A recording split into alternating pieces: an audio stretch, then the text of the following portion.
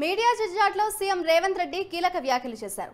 మాది వాస్తవాల బడ్జెట్ అని సీఎం అన్నారు. త్వరలోనే రుణమాఫీపై ప్రకటన చేస్తామని సీఎం రేవంత్ రెడ్డి అన్నారు. బ్యాంకులతో చర్చలు కొనసాగుతున్నాయని అన్నారు. మేడిగడ్డపై అసెంబ్లీలో 13న చర్చిస్తామని, బీఆర్ఎస్ నేతలకు ఆ తేదీన కుదరకపోతే మరో రోజు నిర్వహిస్తామని సీఎం ప్రకటించారు. ఫ్లోర్ లీడర్ కేసీఆర్ ను ఆహ్వానిస్తామని సీఎం అన్నారు. ఇక కేసీఆర్ స్థానంలో ఎవరు వస్తారనేది ఆ పార్టీ ఇష్టమని సీఎం రేవంత్ అన్నారు.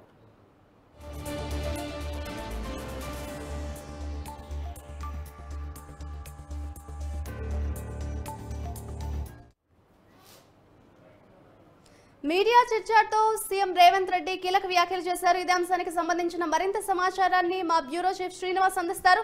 శ్రీనివాస్, చెప్పండి. అటు మీడియా చిట్చాట్లో భాగంగా సీఎం రేవంత్ రెడ్డి కీలక వ్యాఖ్యలు చేశారు. మాది వాస్తవాల బడ్జెట్ అన్న కామెంట్ మనం ఏ విధంగా చూడొచ్చు అంటారు శ్రీనివాస్? ఖచ్చితంగా మరి గత 10 ఏళ్లుగా బీఆర్ఎస్ ప్రభుత్వం తెలంగాణలో అధికారంలో ఉంది. ఇక అప్పుడు ప్రవేశపెట్టిన బడ్జెట్లు అన్ని కూడా పూర్తి స్థాయిలో మరి అమలుకు నోచుకోలేదు. అయితే 10 ఏళ్ల తర్వాత కాంగ్రెస్ ప్రభుత్వం వచ్చింది. ఇప్పుడు మేము ప్రవేశపెట్టిన బడ్జెట్ ఏదైతే ఉందో ఇది వాస్తవిక బడ్జెట్ అని కూడా రేవంత్ రెడ్డి మరి మీడియాతో మాట్లాడిన చిట్చాట్ లో మాట్లాడారు. అలాగే మరి సోమవారం రోజున మేడిగడ్డ ప్రాజెక్టు సందర్శన కూడా మరి మీడియాను పార్టీల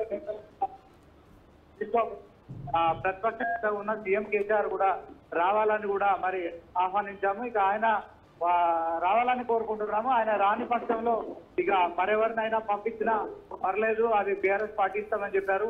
అలాగే బీఆర్ఎస్ పార్టీకి సంబంధించిన నేతలకు మరి ఆ రోజు మండే రోజు వీలు కాకుంటే మరొక రోజైనా వాళ్ళు ముందే సమాచారం ఇస్తే అది పోస్ట్పోన్ చేసుకున్నాం.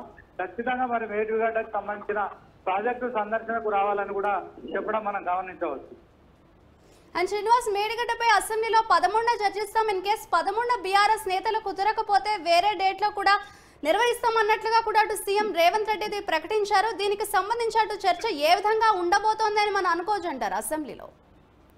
ఖచ్చితంగా మరి కాళేశ్వరం ప్రాజెక్టు నిర్మించిన బీఆర్ఎస్ ప్రభుత్వంలో నిర్మించిన సంగతి మనకు తెలిసిందే. అయితే ఆ ప్రాజెక్టులో మరి మొదటి దశలో మేడిగడ్డ అయితే పిల్లర్లు కుంగిపోవడం కావచ్చు, అది కొంత బీఆర్ఎస్ పార్టీ వైఫల్యంగా కూడా కాంగ్రెస్ పార్టీ చెప్తోంది. దీంట్లో ఇంజనీర్ల వైఫల్యం కావచ్చు, డిజైన్ వైఫల్యం, ఇవన్నీ వైఫల్యాలు ఉన్నాయి. ఇప్పటికే దీనిపైన మరి విజిలెన్స్ విచారణ కూడా చేపించారు. మరి అతి త్వరలో కూడా జ్యుడిషియల్ ఎంక్వైరీ కూడా చేస్తామని మరి తెలంగాణ సీఎం ఒకవైపు చెప్తోంది. దీనికి సంబంధించి మరి భారీ నీటిపారుదల శాఖ మంత్రి ఉత్తమ్ కుమార్ రెడ్డి ఇప్పటికే పలుమార్లు మరి కాళేశ్వరం ప్రాజెక్టు సందర్శనకు కూడా వెళ్లి వచ్చారు. దానిపైన కూడా మేడిగడ్డ ఆ బ్యారేజ్ పైన కూడా పవర్ పాయింట్ ప్రజెంటేషన్ చేశారు మీడియా సమక్షంలో. ఇక మరొకసారి కూడా మరి మేడిగడ్డ అంశాన్ని మరి ఇక కాంగ్రెస్ పార్టీ ఖచ్చితంగా మరి బీఆర్ఎస్ పార్టీ అత్యంత ప్రతిష్టాత్మకంగా నిర్మించామని చెప్పుకుంటున్న నేపథ్యంలో దీనిపై కూడా కాంగ్రెస్ పార్టీ మరి ఇక ఆ పిల్లర్ ఖచ్చితంగా మా బీఆర్ఎస్ పార్టీ సంబంధించి లోక్సభ ఎన్నికలు వస్తున్న కారణంలో ఈ బీఆర్ఎస్ వైఫల్యంగా చూపేందుకు కూడా మరి ఇక గత కొన్ని రోజులుగా కూడా ఈ కాళేశ్వరం ప్రాజెక్టు పై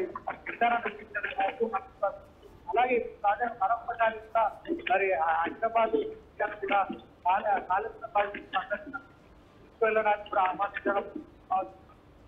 అదే శ్రీనివాస్, మేడిగడ్డ అంశానికి సంబంధించి ఫ్లోర్ లీడర్ కేసీఆర్ ని ఆహ్వానిస్తాం, కేసీఆర్ స్థానంలో ఎవరు వస్తారనేది ఆ పార్టీ ఇష్టం అంటూ కూడా సీఎం రేవంత్ రెడ్డి అయితే అన్నారు. కేసీఆర్ రాకపోతే ఆయన స్థానంలో ఎవరు వచ్చే అవకాశం ఉందని అనుకోవచ్చు అంటారు? మరి ఇప్పటికీ అసెంబ్లీ సమావేశాలకు మరి సీఎం కేసీఆర్ మరి ఎల్పీ లీడర్ గా ఆయన ఇంతవరకు అసెంబ్లీలో అడుగు పెట్టలేదు. కేవలం ఒక ప్రమాణ స్వీకారానికి హాజరై మరి ఇక స్పీకర్ సమక్షంలో గవర్నర్ స్పీకర్ సమక్షంలో ప్రమాణ స్వీకారం చేసి మళ్ళీ ఆయన వెళ్ళిపోయిన ద్వారా మరొకసారి కూడా ఆయన ఎల్పీ లీడర్ గా మరి ప్రతిపక్ష నేతగా కూడా అసెంబ్లీకి రాలేదు. అయితే రేవంత్ రెడ్డి ఇచ్చిన తన ప్రసంగంలో కావచ్చు, ఇలా బడ్జెట్ ప్రసంగంలో కూడా మరి సీఎం కేసీఆర్ మాజీ మరి ఆయన అనుభవాలు కావచ్చు, ఆయన పిలుపునిచ్చారు. మరి రైట్, థ్యాంక్ యూ శ్రీనివాస్.